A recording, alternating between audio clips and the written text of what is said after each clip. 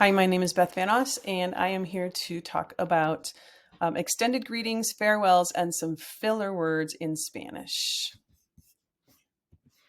The mission statement at Laurel Springs is to engage global learners in an education that values them as individuals, integrates their passions and pursuits into academic and career pathways, and fosters growth, inquiry growth, mastery, purpose, and independence. So today we were going to work on a 10-minute session, a short introduction session of some common and a little bit more advanced saludos or greetings, some basic and some advanced ideas on despedidas, also known as farewells, and also some filler words. So what do you say when you need a pause in something? What are some possible options? Remember that there are always more places to go to get some additional ideas for this. And I get my ideas from those people as well, or some places.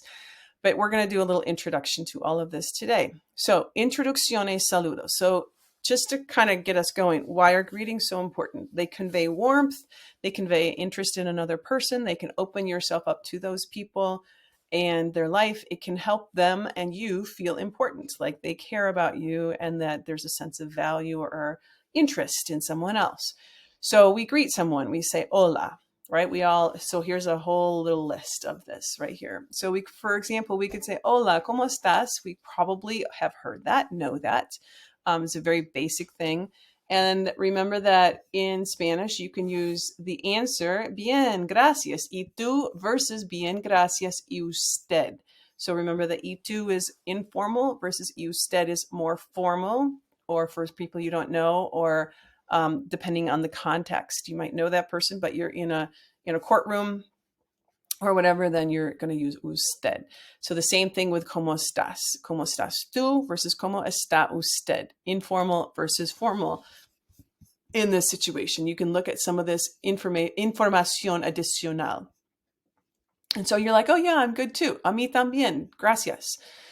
Remember that time of day, we say buenos dias, you say hola, buenos dias if you're in the morning versus in the afternoon. So afternoon, generally speaking, we say buenas tardes until, generally speaking, sunset. And then buenas noches is like good evening, good night. Again, that lasts usually until midnight, but it can last until early morning, and it depends on the context. So other things to say. So, for example, what if you want to expand this a little bit? You can say, ¿Qué pasa? ¿Qué tal? How's it going? ¿Está bien? ¿Estoy bien? So, ¿qué tal can be that, right? What's going on? ¿Qué pasa aquí? Right? So you say, oh, hay mucho, right? Hay mucha información ahora, or yo tengo que terminar mi tarea, yo estoy muy ocupada. So you're getting into a story with that. So what's happening? ¿Qué pasa aquí? ¿Cómo te va? Or sorry, let me back up one second. ¿Qué onda? ¿Qué onda? So literally means what a wave, right? Onda is a wave in the ocean, or a sound wave, let's say. So this is a very informal expression that is very Mexican, a mexicanismo. And that's more like saying ¿qué tal?, but a different use of it. ¿Qué onda? There's a ton of those, especially mexicanismos, but other places. Spain has their own versions, Argentina. So this is one example. So if you say, oh, nada, what's going on? Nothing. Mucho, and then you get into your little story. So ¿qué onda? Like that. It doesn't literally mean what wave. It means how's it going? What's happening for you, right? ¿Cómo te va? This one here on the bottom third, where it says ¿cómo te va? A good response would be me va bien, or me va mal, or whatever adjective you have behind it. But it's going well, it's going poorly, it's going crazy. Me va loco porque mi casa está destruida. Something happened to your house. Maybe there was a big storm and so on, right? So those are good, like kind of introductory things. If you don't know somebody, I'm going to move on to this one. It says mucho gusto.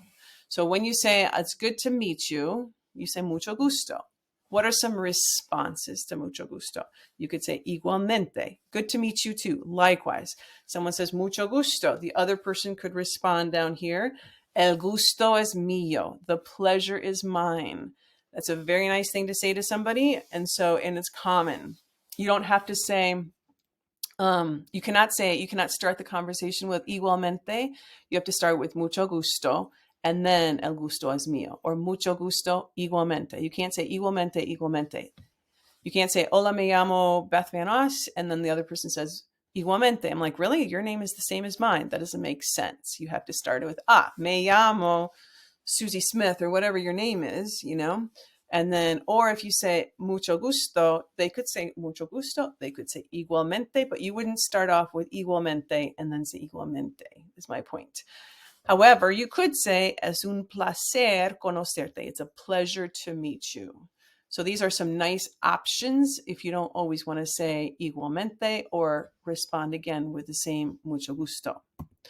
Here are some despedidas, some farewells. Some of these are super common. Adios, ciao, bye. Bye actually works, especially on the border. You hear this, the U.S.-Mexico border. It's Spanglish, but nevertheless, it's said. Hasta luego. Hasta is a very common use, right? Hasta is until, so you can use the word hasta for many, many beginnings of a farewell. So hasta pronto, see you soon. Hasta el lunes, see you Monday. Hasta martes, see you Tuesday.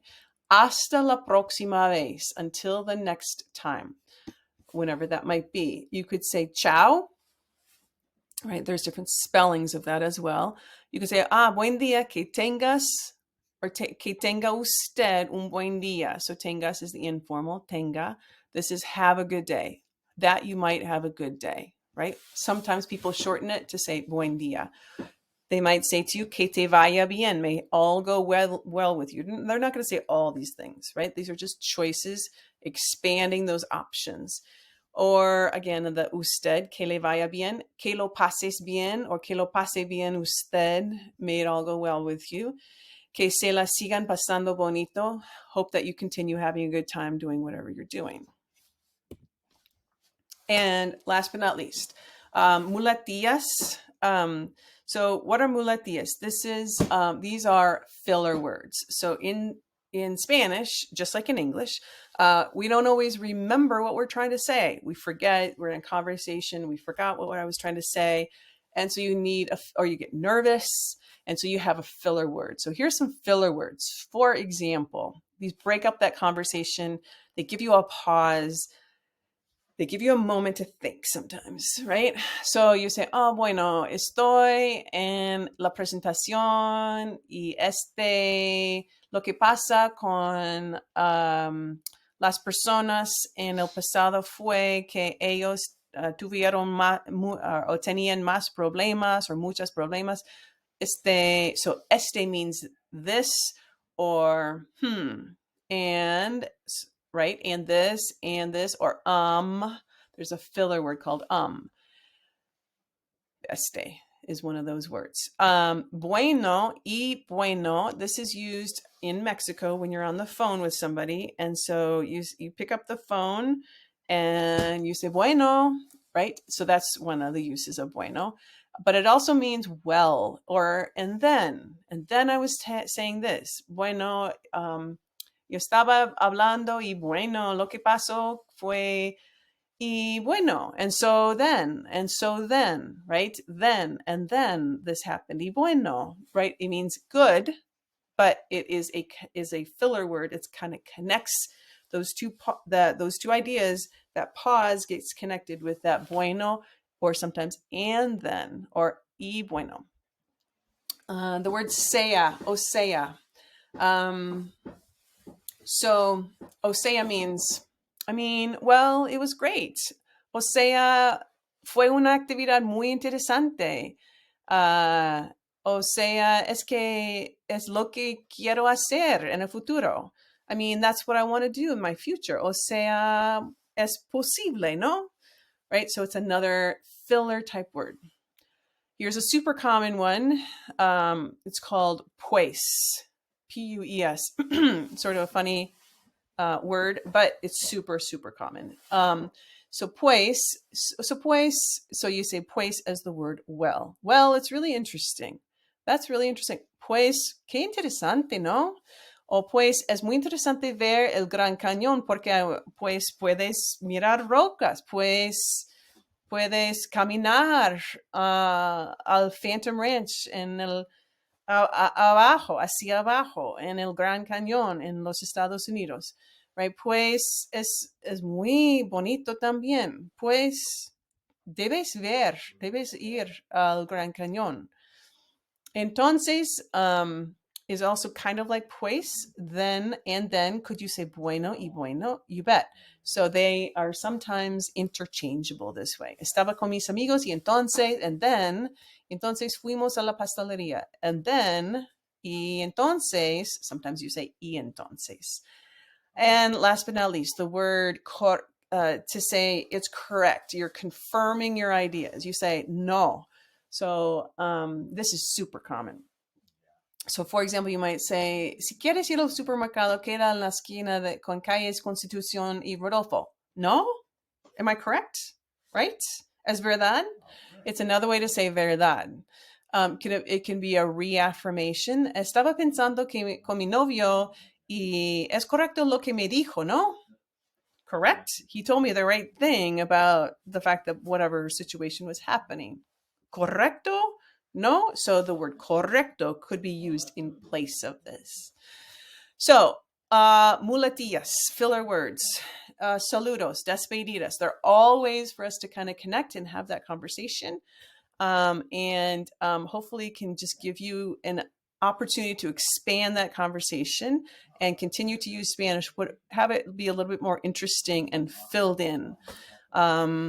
So that's the presentation for today. Hopefully this was helpful. If you have any questions, please let us know in the World Languages Department. Thank you so much for showing up. Gracias.